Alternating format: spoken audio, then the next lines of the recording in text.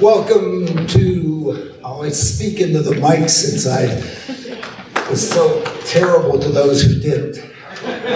Sorry about that. But we're into the second session of this conference, and since it's connected and automated vehicles, we're going to deal with the automated vehicle part of this connected and automated vehicle session. As some of you know, I don't like the SAE levels, and so I invented my own, which are safe, self, and driverless mobility. And I think most of the discussion here today, although the speakers may choose to do as they wish, is focused on driverless. In other words, the opportunity to provide mobility out there on demand 24/7, efficiently, and so on and so forth. And it's focused on the provision of mobility. And so it's not really how great it is to take your hands off the wheel and text and behave like an idiot, or in fact just put the technology back there that will apply the brakes if we ever got the automated emergency braking systems to work, or even turn them on. But we'll probably end up focusing almost exclusively or largely on automated operation that's focused on the provision of mobility to anybody, at least within a geofenced area with certified streets. But as that prelude, we have three excellent speakers to basically set up the discussion, not the least of which is Sam Schwartz, who, if you don't know, Sam has a book that's coming out. You can pre-order it on Amazon. If you check almost any site or do Sam Schwartz, I'm sure Alexa will then lead you to make sure that you pre-order Sam's book, which isn't available now because, in fact, as he told me, if it goes out after the election, he'll have even more press associated with it coming out. Sam, great to have you.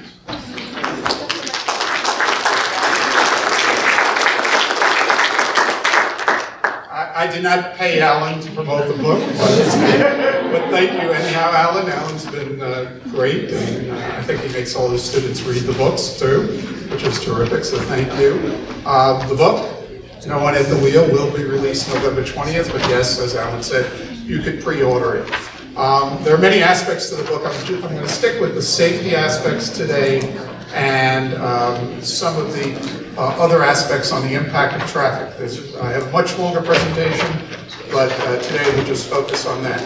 When I started the book titled were Driverless Cars, the Good, the Bad, and the Ugly, and it's the publisher who changed it to a much better title, No One at the Wheel.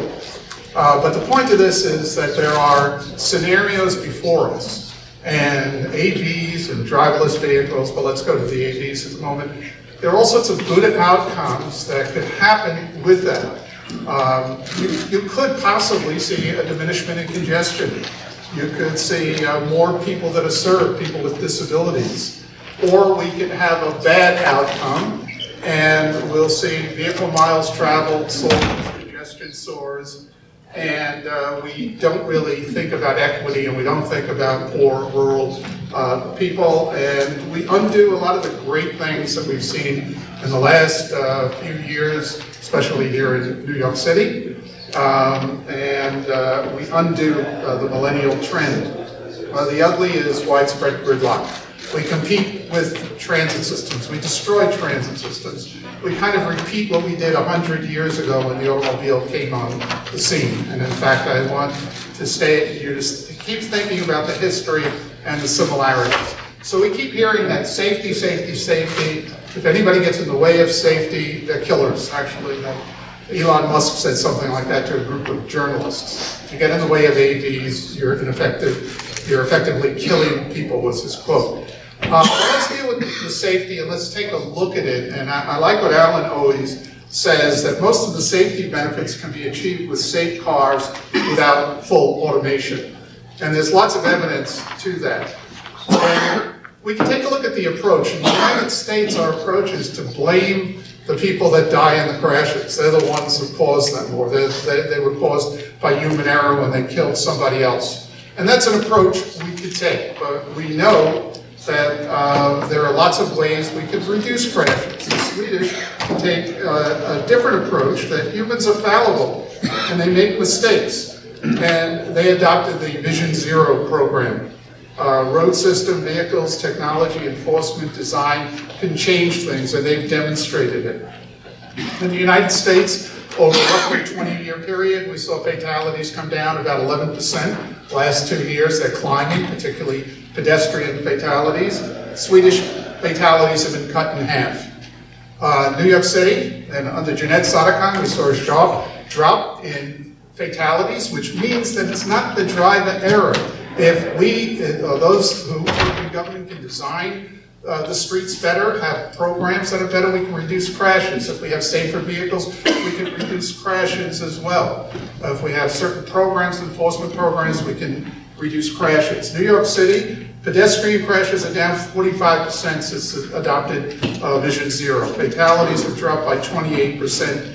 And the person that really kicked it off was Ralph Nader in 1966 with his book, 65, Unsafe at Any Speed. It's actually Gerard Sofian, former Deputy Commissioner at DOT, who turned me on to the book, which kind of led to a career in transportation. After riding in his Chevy, 1956 Chevy on the Southern State Parkway, and his brakes failed, and we crashed into a toll booth. So, you know, you can change the vehicles. You don't need to have an autonomous vehicle that have brakes on a vehicle, you know, and to have emergency brakes on a vehicle.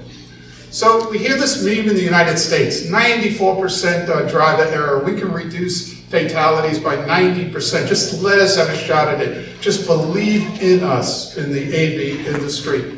Well, these are the fatality rates in the United States, and cars are 6.53 per billion. But if you take a look at trains, subways, bus, and plane, they're a fraction of that. Even if we did reduce fatalities by 90%, and people are not really thinking that that's as high as we're going to get, because we're likely to increase VMT, you can see that that transit's already 95% safer. So if we take people out of transit and put them into autonomous vehicles, we may actually be increasing the probability of a fatality for them. The next is there is so little information on the safety aspects of the vehicles when they're on autonomous mode or driverless vehicles. It's just not there. And I presented this slide a few times now. And I say it's unfair because the data is paltry. There's hardly any data out there. Only one state is requiring the data, and that is California. But the little bit that we do know, we know that there have been 3 fatalities to date in the United States with cars in driverless mode. And it would take about 258 million miles driven on average for conventional vehicles to result in 3 fatalities. So we're nowhere near 258 million miles in driverless mode. So certainly by that measure, we fall short. The number of miles driven certainly is unknown. I think Waymo is now over 10 million, but I don't think we're anywhere near 100 million collectively.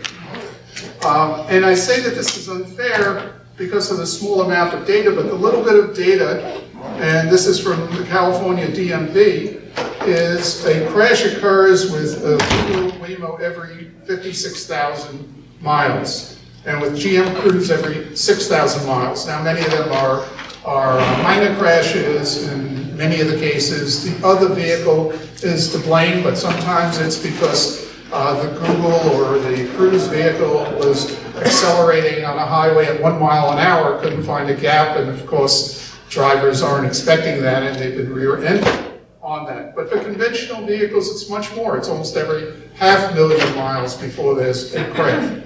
So far, the data is not looking good. I believe it's going to be terrific I believe that ultimately crashes, fatalities should drop by 50%, that order of magnitude.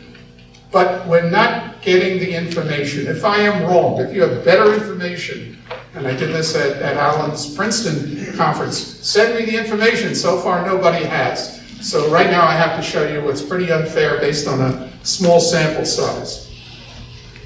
And what we have right now is autonomous vehicles. They require somebody behind the wheel. And that person behind the wheel sometimes has to take action when it's in driverless mode.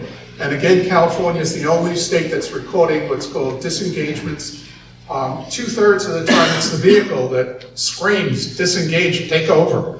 I have a 2017 Volvo and it has an autopilot, and I did it a few times, pretty scary, but I was on the Taconic and it seemed to be riding fine, kind of bouncing between the lane lines, and then the lane lines disappeared due to lack of maintenance, and it started to yell at me. So those are when the vehicle tells you to disengage and you have to take over. Manually, when the driver thought something was going wrong, about 1/3 of the time. There are in California, 500,000 miles, 2,300 disengagements. Waymo and Cruise seem to be far ahead of any other vehicles, with one disengagement every almost 3,000 miles. But if you drive 12,000 miles a year, it means like about every 3 months you better pay attention. That's a pretty tough job to do if you haven't been paying attention for those 3 months. And so using the stats, every 4 times a year or 54 times a year, there would be a disengagement. And in terms of disengagement, we don't know how many would have resulted in crashes, but 1 out of 178 disengagements did result in a crash. So there was a reasonable warning system there. Now, I think AVs are going to work great, as long as we get rid of people. As human beings are the problem. I'm going to take it back 100 years because they were the problem when we first came up with the car. But if you take a look at this, this is from a Toyota on its pedestrian detection system, and consisting of radar and camera technology. Pedestrians shorter than 3.2 feet may not be noticed. Those are called children. People over 6.5, called basketball players.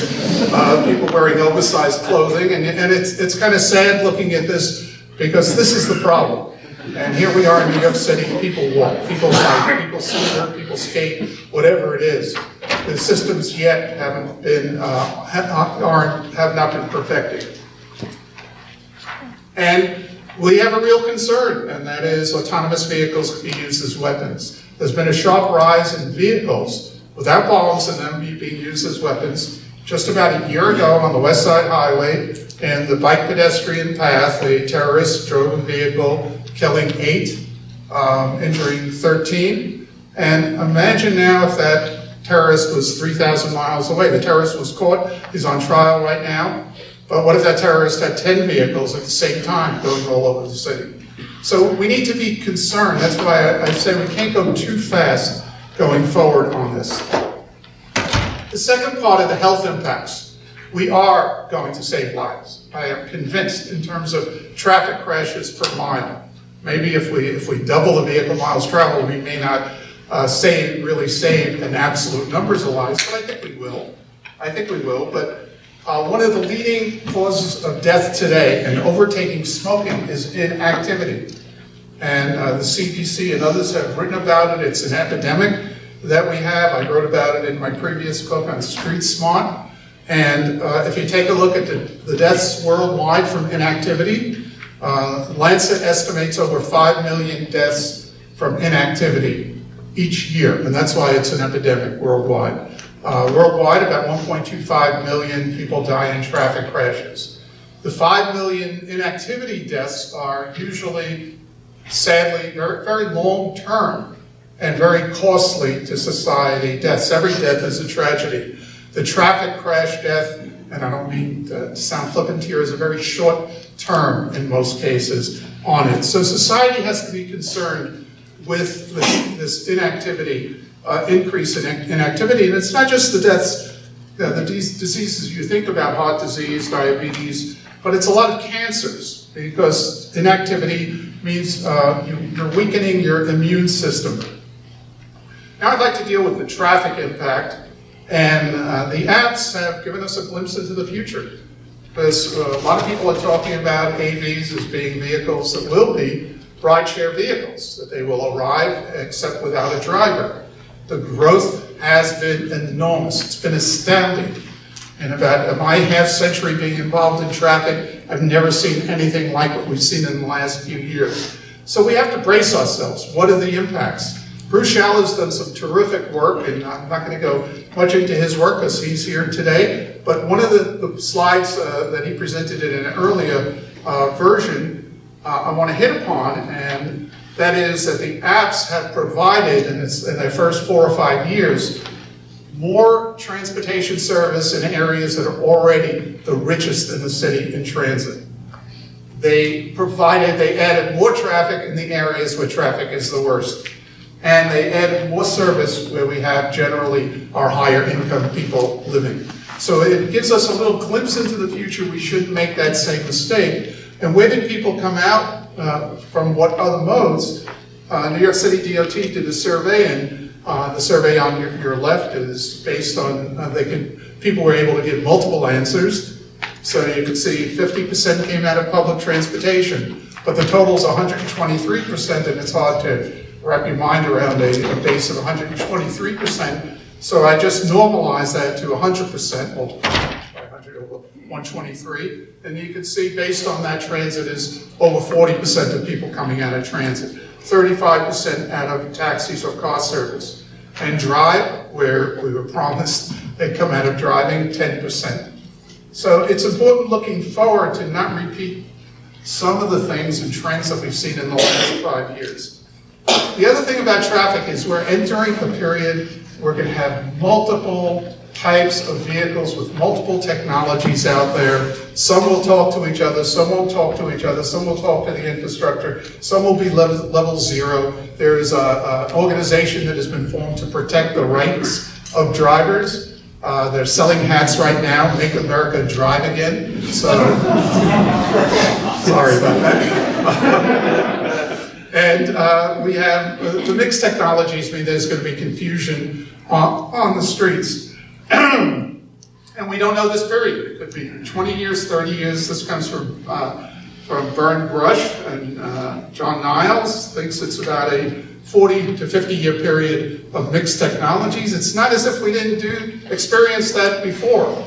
1900 to 1930, lots of mixed technologies out there with the horses, the streets, cars, the automobiles, and a very good book to read is Fighting Traffic by Peter Norton. It didn't work. It was a very bloody period, and at the end, the pedestrians were the problem. People were the problem, and they were relegated to sidewalks, and if they did anything that interfered with a car, that was criminalized.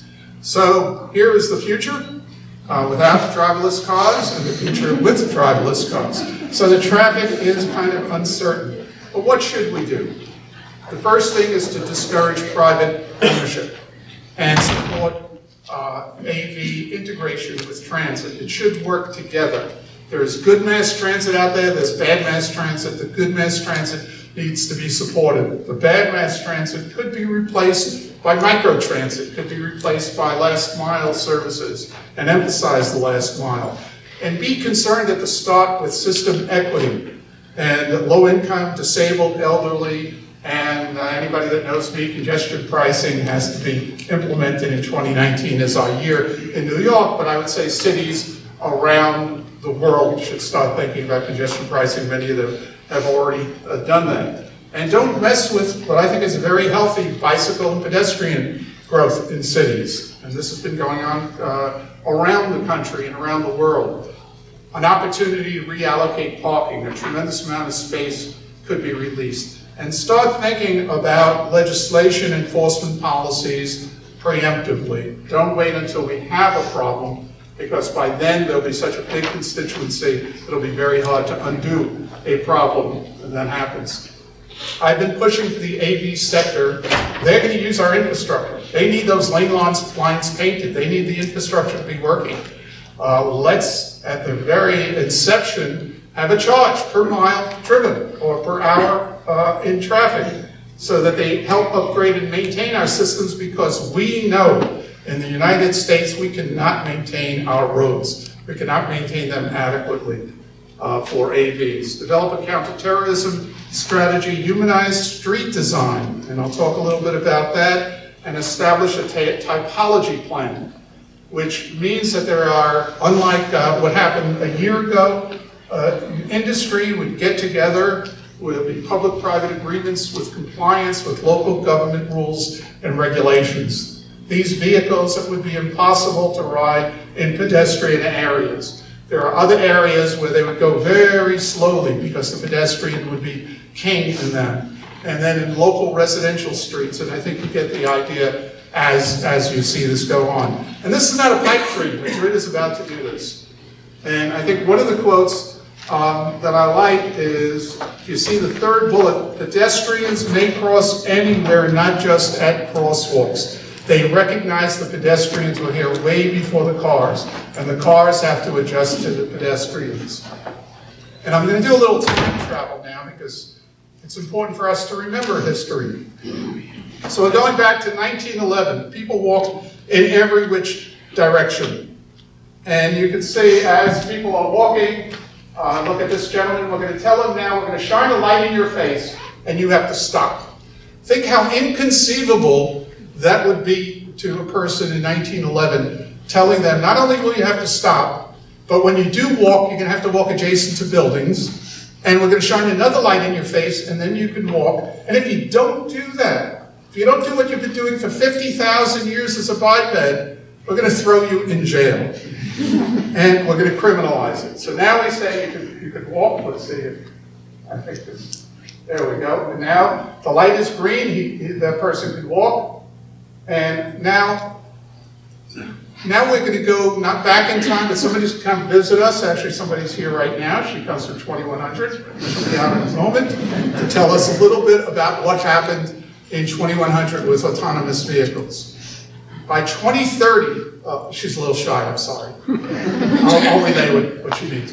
By 2030, walkers in cities slowed AVs to a crawl because people were just gaming the AVs. New York City was the worst in 2030. The traffic was down to 2 miles an hour from a speedy 4.7 miles an hour. So by 2035, she's talking about society, fenced in pedestrians like cattle. And soon we hollowed out cities, which led to the riots of the 2060s. It was horrible what happened in cities around the country because cities were no longer functional. Obviously, I don't have a crystal ball, but this is one of the ugly types of futures. So today, here's the next generation mobility.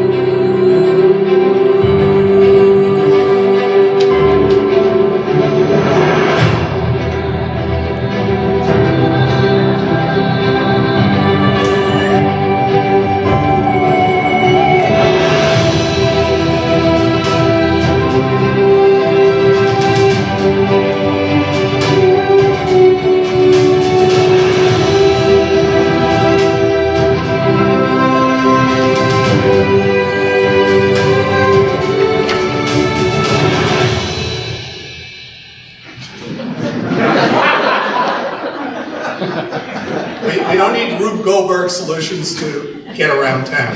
Thank you very much.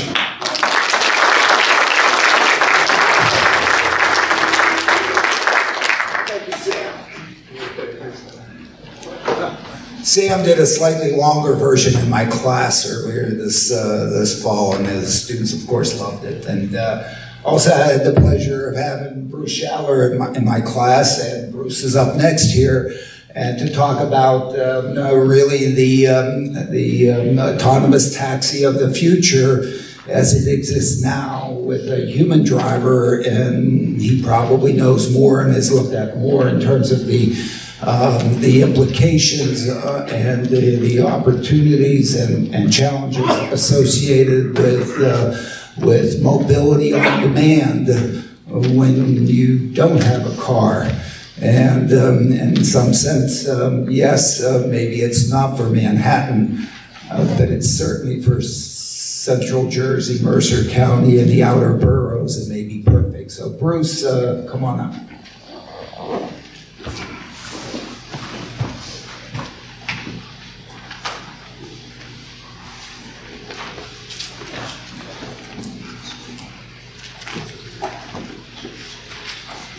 All right, good morning. Excuse me. So I want to talk about some of the lessons and opportunities that we see from the current experience with ride-hail or transportation network companies called TNCs, because it's easiest to say, as we look ahead toward autonomous vehicles. I think we've probably all seen drawings like this of the autonomous future, sort of utopia, livable, walkable, sustainable streets. And I would imagine that most people in the room, certainly including myself, would endorse this as a vision of what we want to work toward. The issue that I'd like to talk about this morning is really to look at what's happening with TNCs and think about how to get there and not to be distracted by the sort of techno-futuristic hype that we've already heard so much of from the TNCs themselves. So this is just 2 or 3 years ago. We heard from Uber, our goal was simple: take 1 million cars off the road in New York City and eliminate our city's congestion problem for good. How many people would say we're like on the route with Uber and Lyft toward that goal? Lyft, same kind of thing. Shared rides will help toward the same goal. So I'll talk about evidence, and the evidence supports neither of these, either when they were said or since then. The thing I would like to bear in mind is something Neil Postman, an academic who wrote extensively about the effects on society of television. Remember when television was the big new technology?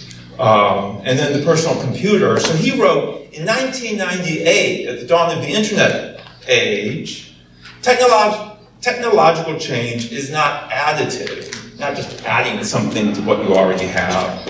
It is ecological, which means it changes everything, sort of what we are talking about, and is therefore too important to be left entirely. So this is how dated this is, right? Bill Gates, well, we know who we're talking about here now, today, right? So what I'd like to talk about is what's happening now along the Yogi Berra lines of you can see a lot just by looking, what it means, and then the implications for autonomous vehicles. So the first thing we know is that autonomy, and Sam talked about this, will come in mixed traffic. We'll still have human-driven vehicles for a long time to come. And so they will look like, a lot like TNCs, just without the driver. And of course, what we've seen is this sort of rapid growth. Some of it comes at the expense of the taxi industry, but mostly adding trips, adding vehicles, adding drivers, because it's such a good, such an attractive, convenient, easy-to-use type of service, the end-to-end user experience. And this growth has meant that when you combine Uber, Lyft, other for-hire services, including taxi cabs, by the end of this year, certainly, they will be carrying trip volumes that are commensurate with local bus service and commensurate with urban rail nationally in the United States. So they become a big form of urban transportation. And they're concentrated in the city core. Sam showed some of my research. Here's just another map showing how concentrated TNC trips are in, not just in Manhattan, but in Midtown Manhattan, the very core of the city, as well as the airports. You see this all across the country. Here's some data from Lyft for San Francisco, very concentrated in downtown San Francisco and south of Market, as well as Oakland and San Jose. Now sometimes we hear that, well, yeah, they're concentrating downtowns, but it's all evenings and weekends, so there's really no traffic impact. Well, their own data, this is Lyft data, but the same is true for Uber, shows the normal peaks at the morning and afternoon rush hour, as well as Friday and Saturday night.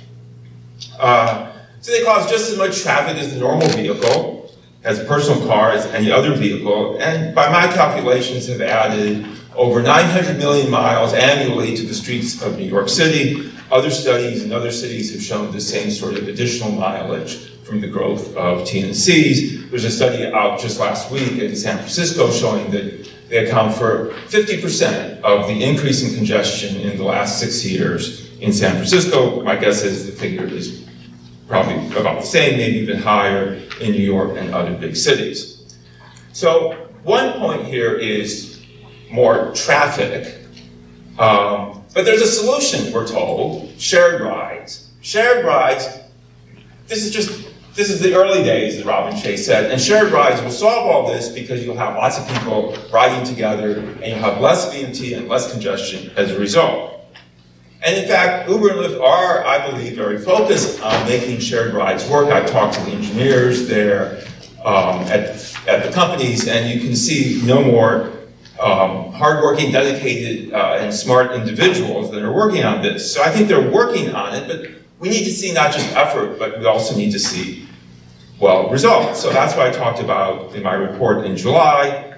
And the key finding is that even with a lot of sharing, even if you had as much sharing as Lyft says its goal is for 2022, you still get more miles on city streets. With no sharing, you have almost a tripling of miles. Currently, I think you have about 160% increase, almost a doubling. And even with a lot more sharing, or even if I sort of put together my wildest sort of assumptions, you still have about 40% more miles on city streets from the growth of these services. The main reason you get this result is if you ask people in surveys who have taken the TNC for the last trip, this has been done in a number of major cities across the country, what would you have used if the TNC was not available for a ride? Mostly, they say public transportation, walking, biking, or not making the trip. So if you don't make the trip and then you use an Uber, that's more miles. If you would have used public transportation, but instead use Lyft, that's more miles on city streets. And then the remainder would have used their own personal auto or a taxi or a car service in the case of New York. And so you get more miles because they're coming from non-auto modes, and you also get more miles because after they drop you off, before they pick up the next person, there's some more miles in there that you wouldn't have in your personal car. You go and park, and that would be that. So there's all this circulating miles, which are about half the number of miles that Uber and Lyft have actually carrying passengers. So you have more traffic, and then the other thing you get is less transit. So you see in New York, over several years at the beginning of this time period, the growth in employment, the growth in the economy, and the growth in public transportation ridership, actually this is rail ridership, went pretty much up hand in hand. But over the last couple of years now, you see we continue to grow, but you see, as everyone knows, I'm sure, the subway and bus ridership has been going down. Now, I don't say Uber and Lyft are to blame for this. They provided people with a good choice. And people are taking advantage of that choice. I myself went to Boston, or was in Cambridge last week, and I literally got out of the T and took an Uber to make it to the airport in time. I was really happy to have Uber in that moment.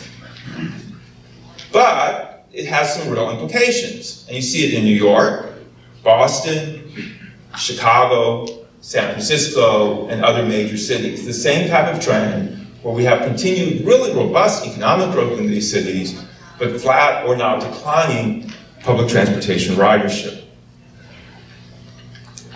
And you see the fingerprint of the TNCs in all of this. You see it in terms of time of day. You have more growth, or you have decline in subway ridership. You see it geographically. The biggest declines have been intra-borough trips, which are the same sort of relatively short local trips that often don't have a good public transportation option.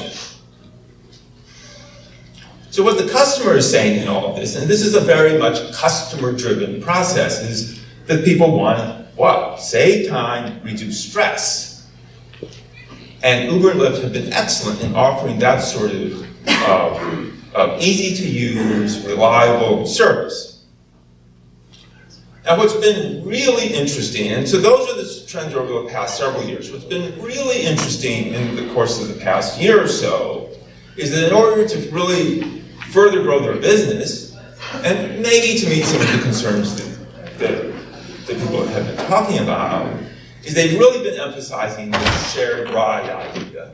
And in fact, they've really been moving toward not just a pickup of several people at their doorstep, but having people walk and wait at a stop. So I did this in LA when I was at the NACDO Street Design Conference going to the airport. I had some extra time to experiment.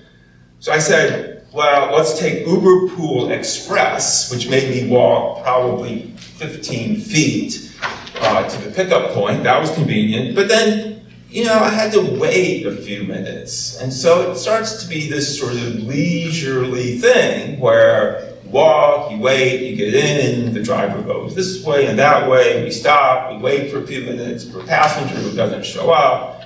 And I have plenty of time, and I know I'm going to make my plane, so I'm in no hurry. But it begins to be, people have pointed out, this is actually much like taking the bus, right? I'm not the first to see this. Yeah, so it did feel a little bit like taking the bus. I like taking the bus, but I didn't take the bus when I was trying to get to Logan in a hurry. So what we see is Uber moving more and more, or trying to really emphasize, to get sharing to work, what happens is you have to straighten out the route. So initially, to pick up 2 or 3 people, well, particularly when you have one-way street grid, you have to go around the block to make the pickup. So part of the time you're going in the opposite direction. I, as a passenger, want to go, I want to go that way, and we're going this way. It turns out people hate that. They want to keep going at least in the right direction. And so to make that, to sort of eliminate turns, which also delay you, and straighten out the route, you walk to a pickup point. So what this means is something really interesting. We first thought the TNCs were going to be a new mode of a new modality, said Travis Callan. But this is what we're seeing. If you go back 140 years, see, Sam, you're not the only one who can go back in time. If you go back 140 years and cities started to have modes other than walking, or someone pointed out to me, your own horse, there were 2 modes. There was the horse-drawn taxi, a hansom cab, which provided door-to-door exclusive ride, on-demand service, and public transportation in the form of horse-drawn trams, which provided straight-line routes, shared, where you walk to stop and wait. That was then. Obviously, the technology has revolutionized this. We have the taxi, which provides door-to-door exclusive ride on-demand service, and transit, straight-line routes, etc. And what we're seeing in urban transportation is, with all the new technology, with all the change in technology, we still have these 2 modes, time-honored modes, door-to-door exclusive ride, straight-line routes, shared walk to stop. And everything you see with a little bit of sharing in sort of falling in between, but not growing that quickly, falls into one of these 2 categories. And so we need to think about, when we think about the future transportation system, we need to think about the enduring aspects of this, which is these 2 modes. You may change the technology, but you don't change the geometry of the street, and you don't change the human behavior, which says, what do I want? I want to get from here to there as quick as I can. So the implications for AV is that we need to rethink how we do public transportation. Because if we just have this huge expansion of TNC type service, which is what you get if you don't need a driver and the cost goes down, we'll have the sort of gridlock that gridlock Sam talked about. So our rail systems, as you know, and I was speaking in Cambridge, I was in Cambridge last week speaking in Harvard, so I had this nice map. This really shows how hub and spoke an urban rail system can be. In New York, ours has much of that characteristic when you go to the boroughs, and then it's a little bit different in Manhattan. The hub and spoke system doesn't serve that well because it doesn't serve the trips that don't want to go to the center. Well, to think about a system, a public transportation system that doesn't all go to the center, again, all you have to do is go back in time. This is the streetcar system, an elevated system in 1930 in Brooklyn. which had a lot of connections going between the hub-bound systems. That's the kind of thing we need. And some cities are moving to emphasize that sort of grid structure. Houston, for example, redid the bus system to make for a grid. Now, the great thing of a grid routing system, now the great thing about a grid is that you can get between any 2 points in a grid system with one transfer. You can serve the multitude of destination and origin pairs with one transfer. But of course, you have to make that transfer as friction-free and seamless as possible. The way to do that is to have, one key thing to do that, of course, is to have a lot of service. And autonomy offers you the opportunity to have a lot of service, to have a high-capacity fleet with frequent and reliable service, wherever needed, supplemented. So I think the vision of this, Sam had a whole list, I'm simpler, and have a short list. I think the vision for city urban transportation system is to have a high capacity fleet where you need the high capacity in a grid system and make because of the frequency, you can make the transfer be quick and reliable, and then supplemented with smaller vehicles where you don't need the bigger vehicles. I think that the autonomous shuttles, which we're beginning to see tested in places like Las Vegas, Detroit, Ann Arbor, Columbus, Ohio, and elsewhere, are a real opportunity here. They're still in testing, but I think they're a real opportunity because they are public transportation. And to get autonomous vehicles on the street that fit right into the public transportation system and can supplement it with feeder services and maybe making some of those connections between radial routes would be a really good thing. And so I think we need to think about how we get to where we need to have the vision where we want to get to. We need to think about how we evolve to get there. Shuttles and these sorts of feeders. There's an announcement in Seattle, but they're just starting now to go to park and ride lots. And integration of service and fares will be key to this and not as easy as it might seem, which allows you to increase the frequency of the mainline services and increase that capacity, which then also can set the table for providing dedicated street space, adjust the signal timing, and banning turns, conflicts across bus lanes that now slow down buses, for example. And we see this, and then taking the friction out of the transfer. We see this with the SBS program in New York. This is in Quito, a few years ago. And you see this in very big ways in China and India in particular, in South America, and making the transfer quick and seamless, quick and easy, transparent as you do at this transfer stop in Toronto. The goal for autonomy should be the same goal as we have today, which is to make transit the best way to get around town. Thank you.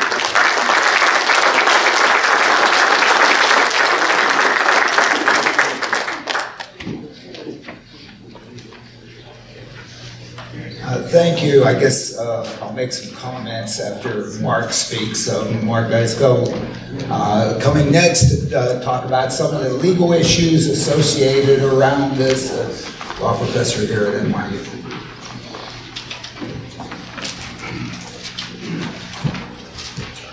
No PowerPoint, which prevented me from speaking to the insurance industry a few weeks ago. All right, so the question, if an autonomous vehicle crashes, who's liable? That question is posed in lots of media reports, and the alarmists want to say, the trial lawyers kill the emerging autonomous vehicle industry, much to the detriment of our country. The more balanced understanding of the issue, one emphasized by NHTSA, the federal regulators, is that the liabilities involving autonomous vehicles may be sufficiently uncertain so that we're generating unnecessary costs that are going to delay the deployment of this technology. As long as the price of an autonomous vehicle is artificially high, obviously consumers are not going to move into this technology from conventional vehicles as quickly as they might otherwise do. So the problem of legal uncertainty and the associated costs are a definite concern. So the question then is, if we work through all the various scenarios in which an autonomous vehicle might crash, are there particular areas in which the uncertainties look to be worrisome? And if so, is there anything that we can do to ameliorate that problem? Now, in working through this issue, it's important to actually understand what's at stake, because oftentimes this discussion misses what's really the differences between alternative liability regimes. So in one world, if you just think it quite simply, there's nobody responsible. You can't, in the event of a crash, you can't sue the manufacturer, the other driver, or whatever. What happens in that world? It's actually a world that largely exists in New York State right now under no-fault automobile insurance outside of serious injuries. Essentially what happens is that the injury costs here are going to be compensated by insurance schemes. Your medical expenses by health insurance, lost wages by disability insurance, Medicare, Social Security, and so on. Importantly, in that world, you don't funnel the injuries through the litigation system, and the insurance covers economic losses. Again, medical expenses, lost wages, and so on. When you move the injury costs into the liability system, into the tort system, what changes quite dramatically is that the recovery that the plaintiff can have for the injuries in question includes not only economic losses, but it also includes pain and suffering, loss of life's pleasures, any injuries that are non-economic. And the reason why the tort system awards compensation for that type of harm is that the tort system is operating in these cases in a manner that encourages safety. Usually, not invariably, but usually the legal requirement is that somebody has to be at fault. The driver, the other driver, the manufacturer. And that in assigning blame, you want to make the responsible party pay for the entire cost of injury, which is going to include not only economic components, but also, of course, and other non-economic components as well. So the amount of the monetary cost then of the damage recovery under manufacturer liability is going to be considerably higher because of pain and suffering. Similarly, you're hiring lawyers, which is expensive, takes time, is costly, and so on. But at the end of the day, even when we're talking about manufacturer liability, much like the regime in which consumers are directly paying for their own injuries, under manufacturer liability, at the end of the day, consumers are still paying for the cost of liability, because the manufacturer's cost of liability just gets impounded into the price of the product. The manufacturer has to cover its costs of manufacturing the product, and of course the costs that it incurs by virtue of the vehicle itself. You don't cover your costs, you don't make a profit, you go out of business. So at the end of the day, consumers are paying for this one way or the other. Why would we want to pay for manufacturer liability then, given that it's considerably more costly than the alternative? The reason, again, is to make the world a safer place. Tort liability is directed so that manufacturers have a financial incentive to make sure their products are not defective. Tort liability creates incentives for individuals to be careful while they're driving and so on. And so the issue then for the crash of an autonomous vehicle really reduces to the issue of under what conditions would an autonomous vehicle be deemed to be defective due to the manner in which it performed, resulting in a crash. Now, in order to sort that problem out, of course, there are a lot of different reasons why autonomous vehicles can crash, and so you have to work through the separate lines of analysis. And when you do that, you find that actually the uncertainty, to the extent that it exists, is not because this is a new technology that the law must need to adapt to, and as a result, we just don't know what the law is going to do. If I did have a slide here, I could put up a slide of a pub in medieval England of some guy being sick from having eaten contaminated food. The liability rules that govern cases of a tavern selling contaminated food to its customers the logic of those liability rules is effectively sufficient to figure out what to do in the crash of an autonomous vehicle. Of course, the technology is new, but the legal principles are quite old. So first of all, one set of line of cases is going to involve driver assistance systems that we've been talking about so far here. Now those crashes, although they'll be frequent, they're going to be novel circumstances, essentially reduced to two questions. One of them is the driver wasn't paying attention and should have taken over. Failure to take over is what caused the vehicle to crash. That's just a new type of driver error, driver fault. The individual in question will be responsible for the crash costs, just as somebody who's not paying attention today and gets in a crash is going to be liable for the consequences as well. Now, the manufacturer, however, can't avoid liability here by just telling the driver, hey, pay attention, take over when the vehicle tells you to take over, because manufacturers for quite a long time have never been able to avoid liability on that ground. You don't buy a power saw and there's a warning on it, be careful not to put your hand into the exposed moving blade. The manufacturer has to put a guard onto it. Manufacturers, in other words, have to adopt fault-tolerant design. Design that acknowledges that humans are not automatons. We make inadvertent mistakes. We fail to pay attention constantly and so on. And that same obligation is going to force manufacturers of driver assistance systems to make sure that the driver doesn't lose attention while behind the wheel. And manufacturers are already adopting technologies of this sort. So if we're talking about the crash of a vehicle that has driver assisted technologies, the legal questions are not new at all. There's no reason to worry about substantial sources of legal uncertainty in that world. So of course then we get to the interesting question. We've got the fully autonomous vehicle that's in a crash. What happens in that situation? Now of course it becomes puzzling at first glance because you think, well, you know, the vehicle is going to be in a crash and we're going to think about that in reference to would a human have avoided that crash? And if a human wouldn't have avoided that crash, then that's easy. But if a human would have avoided the crash and the autonomous vehicle is in a crash, what should happen there? It just seems like it's an impossible problem to analyze, hence we're just going to litigate it. There's going to be massive amounts of uncertainty, costs, and so on. The failure with that analysis is to recognize that actually there's really, again, two different types of crashes that would occur with autonomous vehicle. One of them is very simple to solve, and the other one actually turns out to be surprisingly simple to solve because of the technology itself. So the autonomous vehicle might crash because it malfunctions. The vehicle does not perform according to design, according to system parameters. So the hardware can malfunction. The software can malfunction, something like that.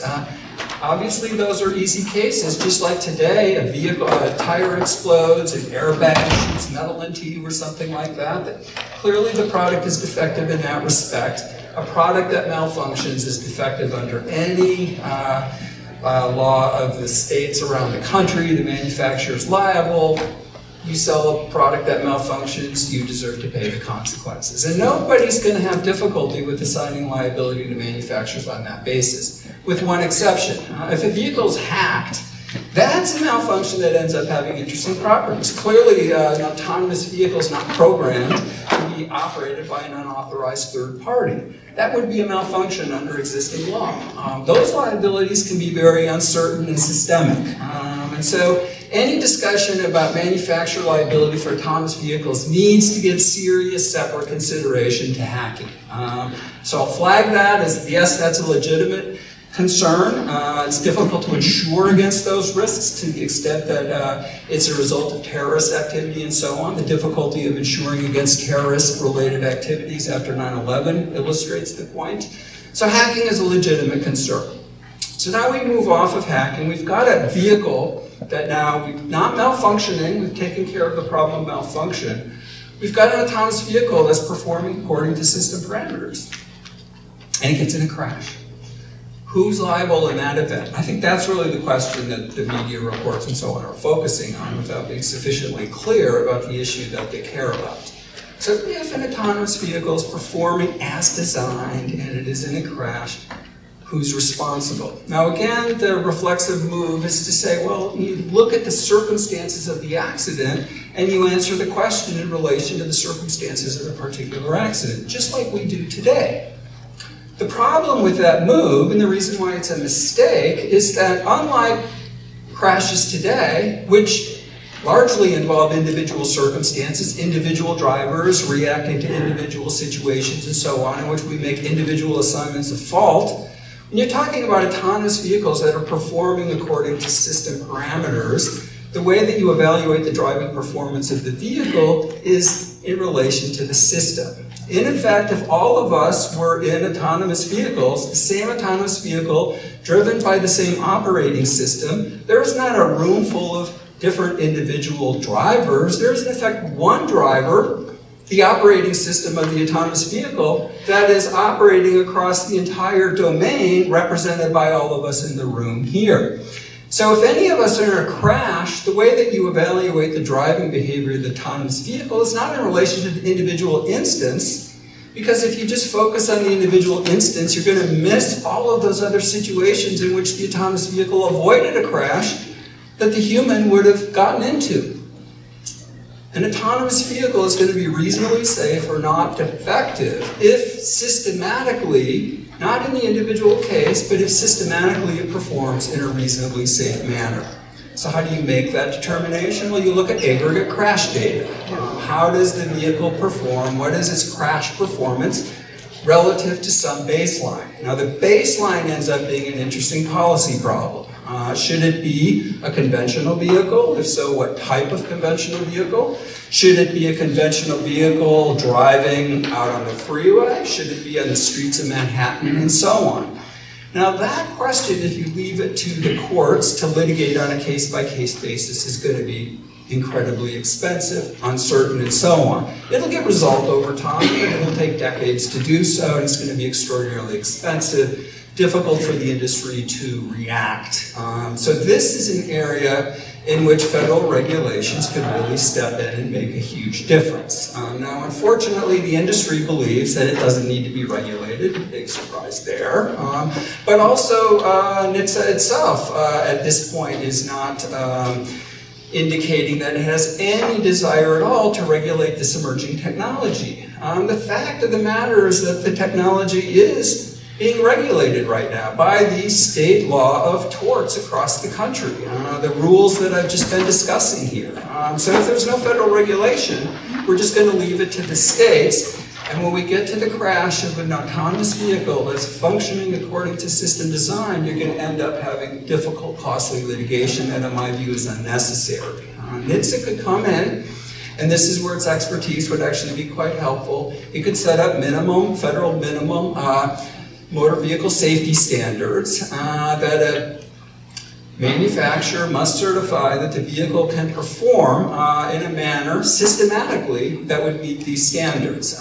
If those standards are set in an appropriate way, and there's a way to determine that, again, by reference to the legal rules that I'm talking about, everybody can see at minimum the vehicle should perform at least as safely as conventional vehicles do right now.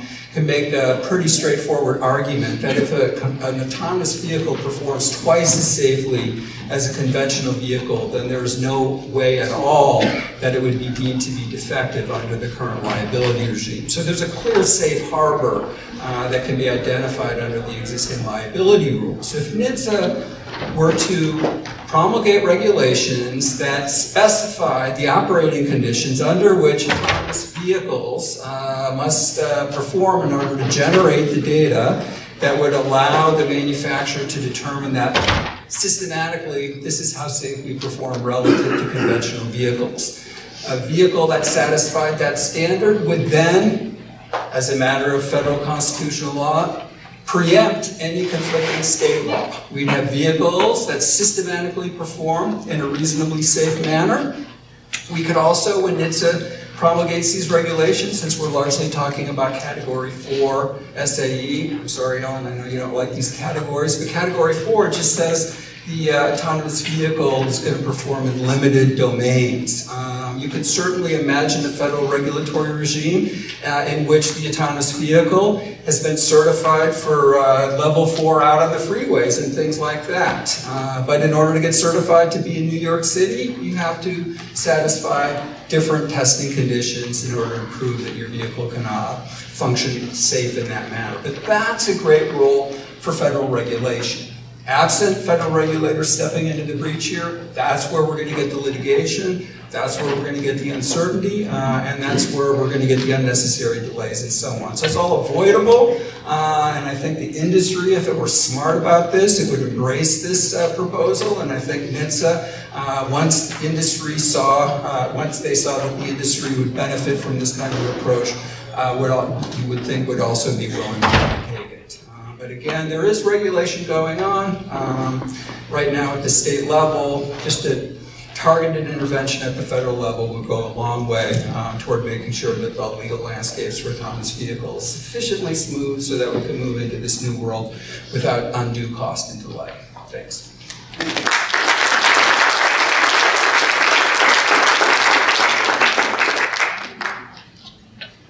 If you would please, Mark, sit.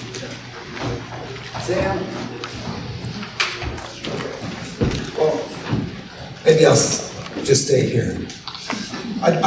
We're going to do a little question and answer. I think we have 15 minutes or something like that. And of course, it's something, well, I'm going to start since I haven't said anything. I think I'll ask a couple of questions. Mark, a question to you. I think your last point was of course very well taken. My question might be, is NHTSA the right agency to do what you suggest? I've suggested that in fact the driverless, the level 4 or whatever, is a substantially different beast than the kinds of vehicles that we've had out there in the hinterland. They're certainly as different as they are cars to commercial trucks, for which we have a separate agency, a separate mode, and they may be as different as motorcycles, for which there's really a separate entity. NHTSA is burdened by all of the work they need to do with all the conventional cars. Or what do you think about the level 4s, to use your term, to be really a new mode, having a new agency, one that really is focused on the issues, the opportunities and the challenges of that mode, and have it set the regulatory framework? Or is that totally crazy? It's not crazy, it's just unrealistic. Okay, that's one definition of crazy. I've been unrealistic in the past, so I think I'll just continue. Go ahead. Yeah. Right, but what, I mean, you're asking Congress to set up a new regulatory institution, given that the anti-regulatory climate that we live in, that's just unrealistic. The federal legislation that's proposed right now for dealing with autonomous vehicles all works within NHTSA. It will force NHTSA to start to promulgate rules of the type, hopefully, that I'm talking about here within 3 to 5 years. So certainly the current understanding is that we'll work within the existing framework. You're right that NHTSA's history is probably one that would make one sanguine about any of this, and the funding that they have is also inadequate and so on. But presumably all of those issues would exist within the new regulatory body as well. There needs to be an understanding, I think, that regulation can actually benefit industry in certain circumstances. And so rather than the usual move of choking off funding and trying to prevent this from happening, the right kind of mindset here would make this bipartisan in a legitimate way that I think would overcome the difficulties that your question or your approach is premised on. Yeah, so really the expertise, the people, the money, the effort, the focus, the new vision, you think we can evolve NHTSA to actually, grow that? sort of a second yolk in that not jumbo egg. And that may be as unrealistic as your proposition. Okay, well, I figured we at least discuss it. Maybe to Sam or something. I personally look at autonomous taxis as transit, because in fact they are providing mobility to the public, and they're mobility providers, which is really what transit is. And granted, some locales, and I realize I'm in New York, have subways. Mercer County doesn't. The nation has maybe 4% of its trips served by transit. A lot of the other 96 is taken by walking and some by bicycling, but most by cars. What about with those folks needing, and certainly then, those folks needing some mobility? If you don't have a car and you live in Mercer County, I mean, they get to a job at Robbinsville at the Amazon distribution center where you might be able to earn $15 an hour and possibly begin to feed your family. It takes you more than an hour and a half to get there, and that's only because the county has decided to put a shuttle service at the end of some bus lines. I mean, if you look at the people that don't have mobility, what I call the mobility disadvantage, and that's not just those that don't have that are wheelchair bound, but those that are economically disadvantaged, that don't live within a bus stop, a walking distance to a bus stop. That's most of New Jersey, and it's not just the Pinelands. How about that? Alan, and when I talk about the good, the bad, the ugly, in the good scenario, we see a real opportunity to take care of people who don't own cars, people that can't afford to own cars. We look at microtransit as a very good option. One of the problems is we go forward in a very capitalist society, and when I presented equity to one of the largest car companies, and I've spoken to several of the car companies doing a longer version of this presentation, they say, why should we care about equity? And so the problem is, how do we motivate? Does it become a government function, which the government has been subsidizing transit? Do we have a cost associated, as I proposed, with a per mile cost, so we can provide service to low-income people, mobility disadvantaged people, as you described them? I think we have to pay attention to that. But right now, the laissez-faire attitude of the federal government, the attitude of much of the industry, while you hear them talk about equity in every one of their publications. I think Bruce did a really good job of showing what they say and what they do are two different things. I'm not counting on it, so I'm worried about the ugly, which not only do we not provide that service, but then we destroy good public transportation services, and that's what we saw 100 years ago. So for the areas that you have in mind, you need some additional transportation for those, for all the reasons you said. When you get into a place like New York City, other major cities, the taxi cab is a very important additional mode, an option for people to have, but it needs to be right size. If it takes over, you can't move the number of people that you need to move on the streets that you have, and you're not building new streets. And so the conundrum that cities like New York have right now is that you have too many people who have both the need and the money to use taxi-like services, including TNCs, then you have space on the street. And traditionally, this meant you have higher fares and a cap on the number of vehicles, sort of the direction New York's moving toward. We'll see exactly how that plays out. But that's the tight spot that cities are getting into right now. New York and San Francisco are the most clearly there. Others will get there very quickly once you have costs reduced by autonomy.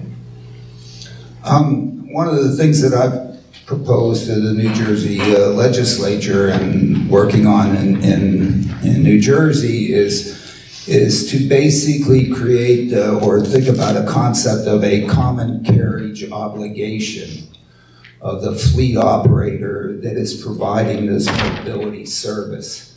That part of the win-win private-public partnership, whichever way you want to call that, is really an agreement that you get to provide service and use these certain streets of ours in a geo-fenced area to provide the mobility that you can provide, and that being in areas that are maybe outer Brooklyn and of course places in New Jersey where there isn't good transit service.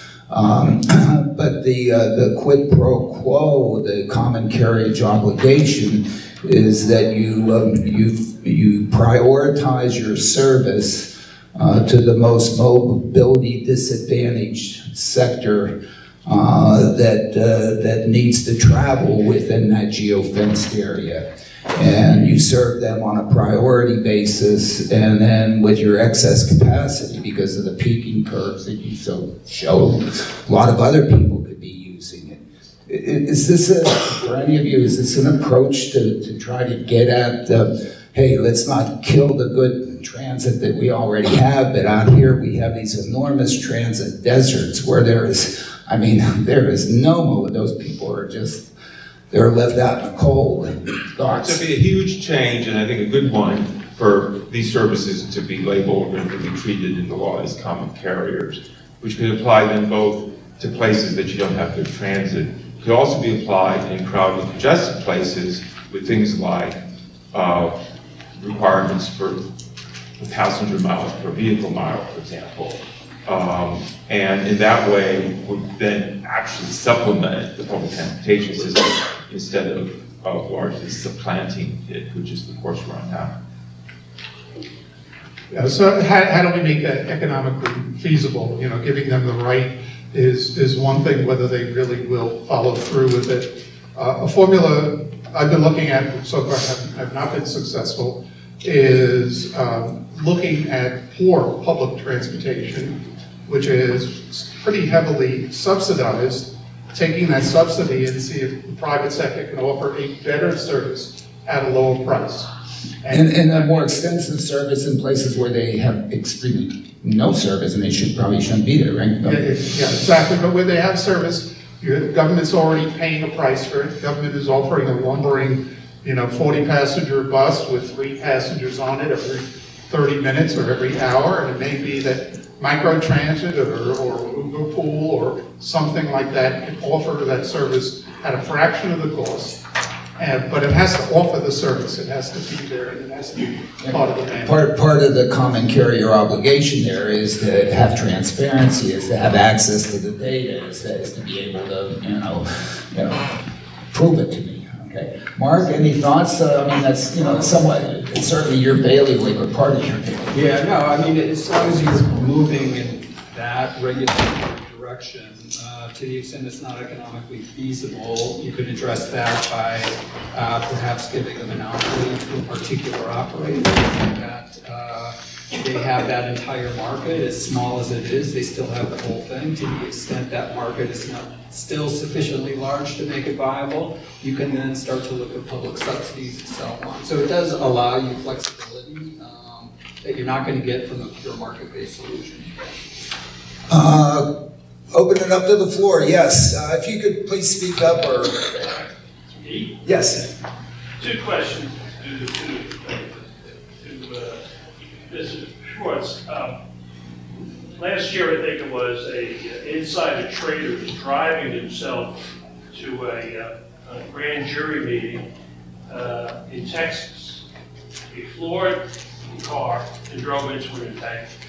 Now, since you have all the statistics, they ask you, is anybody looking at statistics of suicide by auto and how it affects the overall? I don't want to take credit for it. I don't think I should be worried about this. And the second question is, Schaller, have we reached peak transit? 10 years ago, we were talking about peak car. That's blown away since then. But peak transit, those slides up there said we have reached peak transit. Your first question, I don't know if there are good statistics on people that deliberately take their own life with motor vehicle. There may be, I think it's probably a small percentage of it. The terrorists certainly did. Excuse me? The terrorists certainly did. The terrorists, I'm talking about, but they took their lives, and in many cases the terrorist is still alive. They don't take their life, but they take others. I pointed that out, the increase there. Do you want to handle?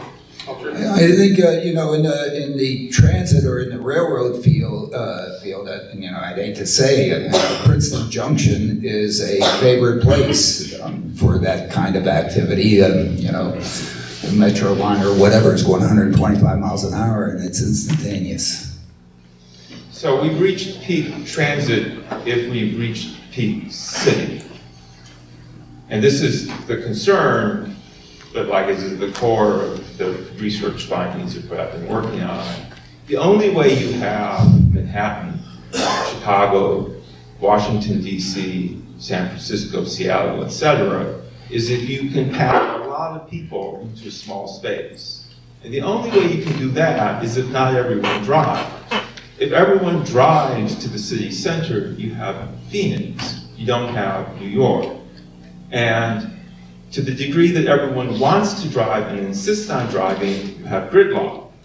So people who express a lot of concern about growth of Uber and Lyft and what will happen, in some ways, I don't have that much concern because it will take care of itself and the political process will intervene. My concern is that it would be better for the public policy to intervene before you get to the crisis moment, because generally policy made at that moment is not always very good policy, but to do it in a more intentional way instead of a reactive way. But if you really want everyone to drive to where you get to, you will simply depopulate major American cities. As has happened in the past, could happen again, I certainly hope not. Another question. Yes. How about forecasting? Speak up. How about forecasting demand management, influenced by the internet and the Wi-Fi availability everywhere? Do we need still that drive to the city or within the city? So is there an impact on reducing traffic? And at the same time, you have the autonomous vehicle, yes, may increase, but again, will govern basically people's decision to travel is comfort and cost. So if there is availability, they can take that choice. People have been forecasting that we won't be face-to-face, we won't be people can just work at home, et cetera, for decades. Communication technology has simply improved, and yet the density of center city employment has also increased. So I think the evidence is... Yeah, and you all came here to listen to us, so therefore that proves that, I don't know, maybe we're not broadcasting this stuff. Possibly. I think a little bit of slightly along the same lines. One of Bruce's slides I'd like to take a little bit of an issue with. The fact that there are some people taking Uber and Lyft that would not have taken that trip is an unfair increase in mobility in the count there, because they're taking that trip to improve their quality of life. And it may very well be that those people that are taking that, my goodness, they've not had the opportunity to go either to the doctor or to work or to recreation or to whatever, that they've now had the opportunity to do this. So I think in terms of our counting some of these things, one of the things that we should want is an increase possibly of person miles traveled. Because I would argue that person miles traveled is correlated with quality of life. Now the question is all those person miles, how many vehicles do we stuff them in? And we of course would like to stuff them into the minimum number of vehicles so that we get vehicle miles traveled going down. But things that increase person miles traveled, the only reason we travel is to improve our our own personal utility and fundamentally. So that's why it's fundamentally correlated to quality of life. Whatever. Yeah, let me disagree with that. Actually, so Alan, I agree that the people who wouldn't have made the trip, that's actually a good thing. I count that as a positive. I also count it as more miles on city streets. But if you look at, I've been looking at National Household Travel Survey data, and I'm sure the point that you're raising, and if you look at people in general travel 90 or 100 minutes a day. In big cities, that's fewer miles. In the suburbs, it's more miles. What autonomous vehicles will enable is densification of cities, and that's their biggest benefit in addition to safety. And so there'll be more places you can go in a short amount of miles. So what autonomous vehicles should mean, if properly managed, is fewer miles traveled with the same accessibility. And that would be a good vision to sort of hold in mind. I don't disagree. Alan, just dealing with what the kicking goal. this off here, we're having a good time here, all right. More passenger miles traveled as a good thing, I don't necessarily agree. In certain settings, I think we're confusing mobility for accessibility.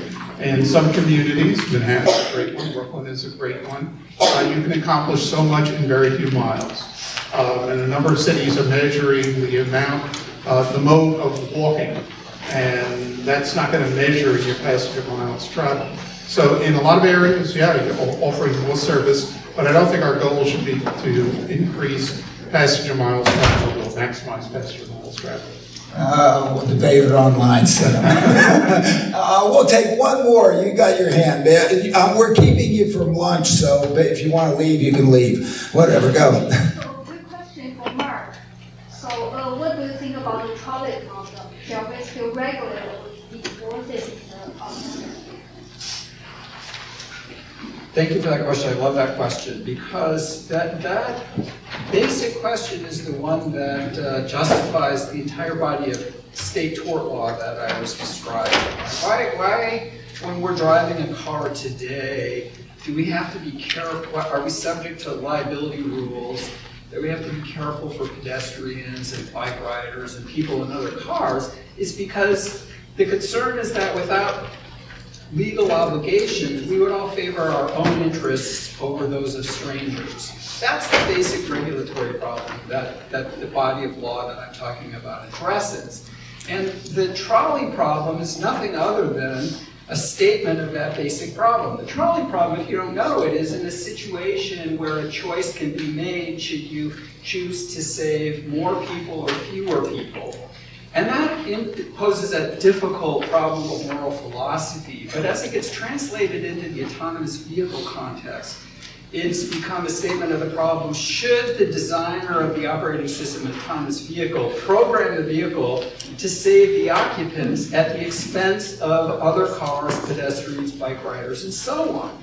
All right, now the legal principle, not surprisingly, that's been established for centuries is that when you're making safety decisions that affect others, you have to give their interests equal weight to your own. You can't privilege yourself over somebody else's safety. And if you do, you're going to be held to be at fault for not taking reasonable care to protect them from injury. So that basic legal obligation is the one that forces manufacturers, and I've talked to people at Google, for example, about this, and they totally agree with this. It's obvious that when you program the vehicle, you have to treat all individuals equally. So you treat the homeless person the same as Bill Gates.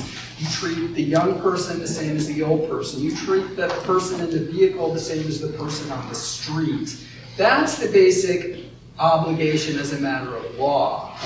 Ethically, again, you can have arguments about in different contexts how should this play itself out. But the legal principle itself is one that this whole body of state tort law that I've been talking about is really premised on.